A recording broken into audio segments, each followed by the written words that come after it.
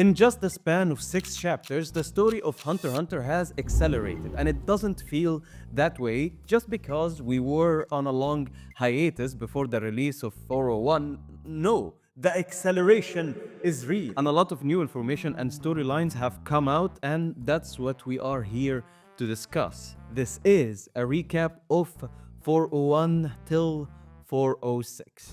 We start off 401 with this beautiful drawing of Morena.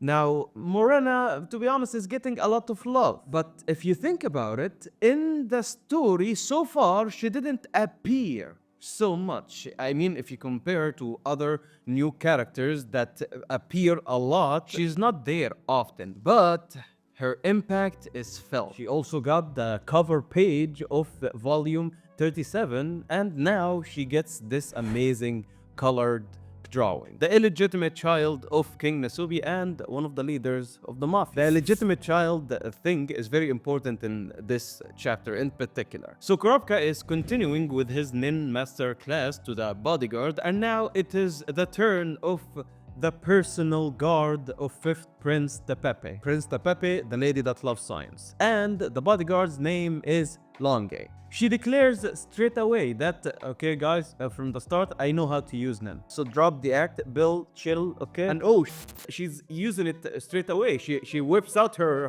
Hatsu and she wants to make a contract. That is her power. Now, it is very weird that Kurapika at this moment doesn't act like defensively. I don't know, maybe he wasn't feeling that hostility from her aura, that's why he didn't react. I mean, yes, Kurapika points like a gun towards her, but we all know a gun won't do anything for the people that use Nin.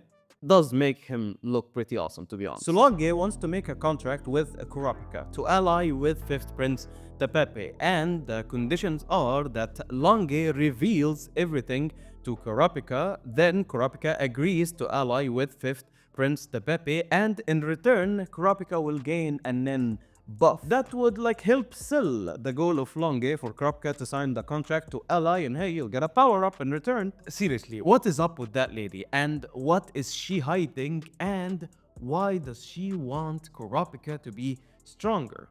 Here, we get a huge reveal that Longe is beyond Netero's daughter.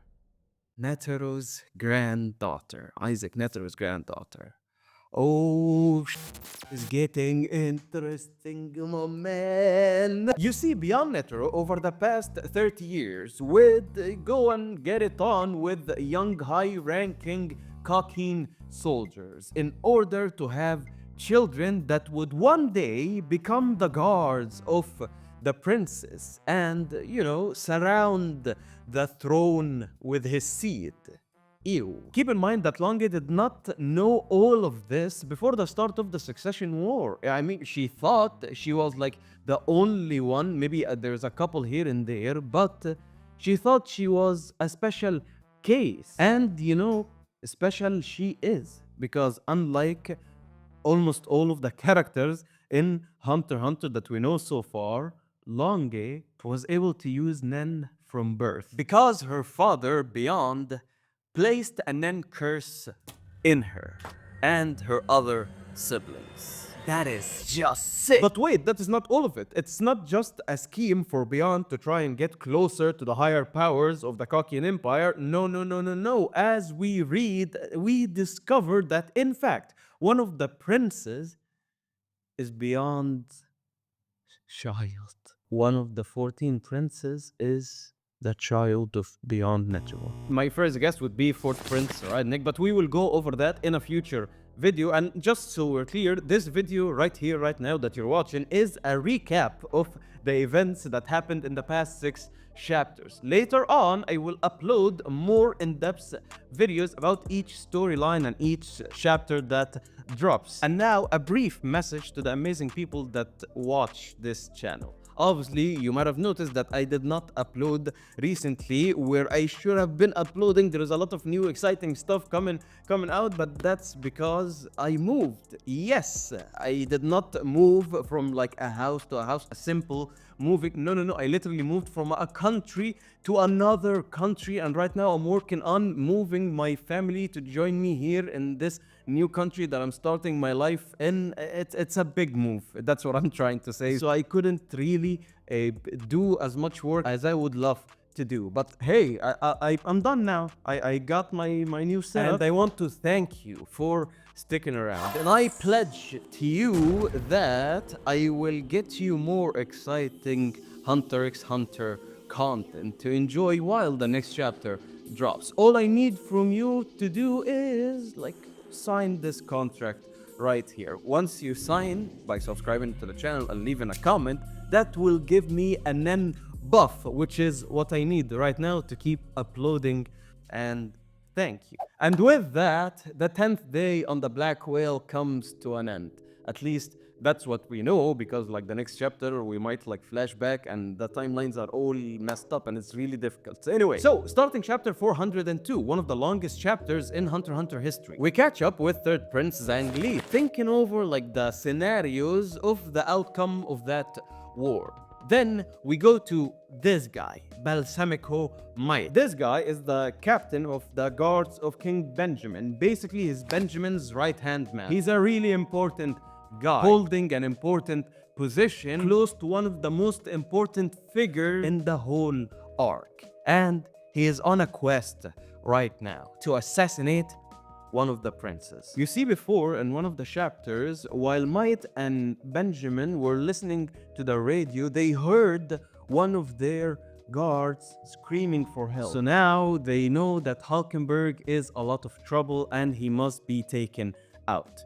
One thing you noticed with this chapter is that we keep on jumping from a thread to another thread, almost like trying to get the story going from all angles in preparation to a clash that will bring everything together at some point. We catch up with Mr. Evil himself right here, progressing in the arts of Nin in a terrifying way. And yeah, this guy, Salkov, casually drops the fact that he was able to use Zets from birth, confirming that he is also one of Beyond's children. Dude, what is going on? I'm very upset that a lot of people that read this part, did not look twice and like they missed this small line. Then we go to Melody and Kachu, the spirit beasts. Kachu, not real Kachu, because real Kachu is dead, and this spirit beast Kachu is the one protecting Fugetsu. Are you confused yet, my man? And we have Kaiser. He's a member of the Justice Bureau, but at the moment he serves as a Melody simp, actually. Yeah, he simps so hard for Melody. It's actually quite cute. God bless, man. No hate, no hate. So they have come up with a plan. The plan is to take Prince Losers out because they suspect that he was behind a bunch of bad things that are happening to Fugetsu, and they also want to use this plan in order to infiltrate all the other princes' rooms. So their plan is to write a letter exposing some great conspiracy. Conspiracy is that Hulkenberg's mother is the same mother as first Prince Benjamin and fourth Prince Rydnik. It's very obvious. It's very obvious. They look the same. Come on. And yeah, this chapter is very, very confusing. You can only start to really understand what is going on once you move to the next chapter and you see the official showdown between Hulkenberg and Might. Now we're going to fuse both chapter 403 and 404. The Hulkenberg stuff. Hulkenberg decides to make the move to win the war, and at the same time, Might is trying to assassinate him. That's when Hulkenberg fires an arrow. Like Hulkenberg, I also practiced archery. Right before Hulkenberg fires that arrow, Might sees that fallen soldier that I just told you about, talking to him in military sign language. Before we know it, we get a cliffhanger of Hulkenberg firing the possession arrow, and we do not know what happened.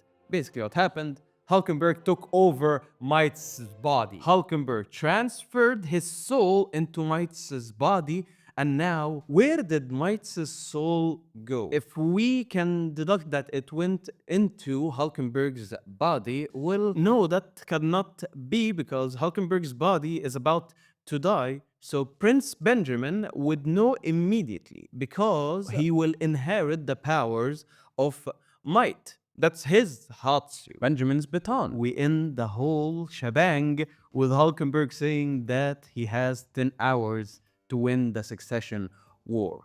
Maybe after he is done with Might's body, he can like fire another possession arrow through Might and go to another body. We still don't know what will happen. All that we know is, yes, more of that, please, sir. Who knows? Maybe his body, well, it's dead and they do the funeral and everyone sees that he's dead. Maybe Hulkenberg will come back to his body somehow and rise again. Maybe that was what going on with the Jesus imagery that is related to Hulkenberg. Fires an arrow with 12 people around him. Now also what is going on is that now we understand somewhat the powers of Third Prince Zhang Li, as he invites Kurapika to his room and asks him to assist, to like guess, to suggest what is the exact powers of his Nen Beast. The Nen Beast spits out a coin that has a value. The value increases the more you hold on to that coin. However, if the coin is transferred or handed down, its value reverses to 1. And every 10 days, it goes up to 10. So it's an accumulation type conjuring ability. Now, what is the actual value of these coins? We do not know. Maybe it will result in a Nen ability. Maybe the owner of it can exchange it for a Nen buff. Or maybe it's an actual currency. We do not know for sure because the effects would take place after Zhang Li's win. At least that's what he assumes. After he takes the throne, then the actual effects of that coin will take place. And you know what? I believe that Zhang Li is like the best candidate to be the king. Like all the sane people in that war that like they want to end the war peacefully and not to get everyone killed, they agree that, like let's get to somewhat of a stalemate and by the end Zhang Li should lead. He's like the best candidate. That's my opinion also. I mean, yes, I do not want Prince Wobble to die, but if Prince Wobble wins and everyone else has died, he's still a kid. How would he be king, But when you put it in that sense, if they can reach that point where like the bad ones die in the succession war and they can reach that alliance between Fifth Prince Tepepe and the agreed upon protection of the 14 prince and the other children do not die as well, I'm guessing no one would have a problem with Zhang Li's being the official new king of the Kakin Empire. The third prince has a lot of ambition and he is so far-sighted. He only looks and thinks about what will happen after the war ends and after he becomes the king. He does not occupy his mind with what is happening in the war and how to win. No, he like assumes that he won and right now what am I going to do for the empire? And that is why it is believed that his Nen Beast and the power of the Nen Beast reflects his thinking of the future. And to be honest, that is like why he is the best candidate. And now with like Hulkenberg out of the picture, yeah, we can all agree on that. Hold on a second. What is that I'm getting? Oh, it's a Cyridnik update. Yep, he is. He's crazy. Actually, how about you give me an update for all the princes? And with that, we conclude chapter 404 and we move on to another part of the ship to catch up with what is going on with the Phantom Troupe. And yes, Hisoka is back. Real Hisoka, making it the official first time we see him after chapter 357. And yes, all of us conspiracy theories catch a break, finally. And our theory is correct. In fact, that was a fake Hisoka. Oh, I am just waiting for the day that I will be proven right that Sheila is in fact Pariston. It's gonna come one day. One day. So, who was the fake Hisoka? The one that we saw in earlier chapters, the one that talked with Henry. It was Balononov. Using his powers, he was able to transform into Hisoka. And when Zakro and Lynch encountered him, Lynch actually found out that he was a fake. He knocked them both out and took out Lynch disguised himself as her and then lied to Zakuro to keep this whole lie going. So, yeah, that is a fake Hisoka. But why all of that? Well, because if the mafia believed that they have isolated Hisoka and kept him far from the troupe, then they would let the Phantom Troupe go around doing whatever they want and also helping them doing bad stuff to other families of the mafia, you know? And actually, that's what Kurolo wanted. He wanted to look for the real Hisoka. That's why he made Balonolov pose as a fake Hisoka to let the mafia think that they have found him and isolated him, while the real Hisoka is still roaming around and Kurolo is actually looking for him for everything to go down. You just gotta love it when Balonolov is explaining like his metamorphosis ability and out of nowhere transforms into the owl. You know, one of the shadow beasts that appeared way back in the York New Arc. So good. So good. You didn't have to do like a callback character, but you did, and thank you for that. We got Things, Phaeton, and Nobunaga still doing work. And they go to infiltrate the strange tunnel that connects the building of the ship. That's where we get some societal commentary from Togashi. Very good. And then we transition to chapter 406, which is a chapter fully devoted to the Phantom Troupe. Nobunaga bails on them halfway because he doesn't want to leave his sword and warns them of a threat they might face. As we go back to Henry and Zakuro and they figure out that the Hisoka that they met was a fake. And the rest of this chapter is a long setup for what is Kurolo planning to do. Yes, his main objective is to kill Hisoka once and for all, but also he wishes to steal 3 items, 3 treasures aboard the ship: the seed urn, the shrouds in Buddha, and the blade of divine favor. He faces the truth of the matter, that those objects are not in the lower tiers of the ship. And of course, he have to go to the higher tiers in order to find these treasures. And now he's on his way to move on. What will happen? And what if he finds Hisoka before getting those treasures? We discover a new power that he stole, called Love Dial 6700. Basically, this ability conjures a phone. You insert a criteria of your ideal partner and make the call. And in that way, you will be connected to the perfect partner that you are looking for at the moment, the one you need most. Kurolo rings and rings, but no one answers. Kurolo needs to steal these relics that he mentioned, along with partnering up with a mysterious partner in order to finally kill Hisoka once and for all. But he really does not care if Hisoka finds him first, and Hisoka kills him. It doesn't matter. The spider will go on, like he says. That is a badass drawing of Kurolo. Oh my god, this is a good story, man. Also, you know, the guy from the Phantom Troop origin story, yeah, we figured out that he was, to the public, like a good charitable guy. He did a lot of good things, but in fact, he was the reason Sarasa died. Man, this story is there's a lot of things going on. And this is the breaking point, my friend. Kurolo is looking to partner up with someone. He also looking to get these treasures. Maybe they will help him somehow. And he's going to move up. What is up? Hisoka is up there. A war is going on up there. And in fact, like the only person that really put Kurolo in his place is also up there. Kurapika. While the Mafia faction is starting a war in the lower tiers and the war is going on in the upper tiers, all that we know for sure is all hell is breaking loose at the moment. And that is where we're at.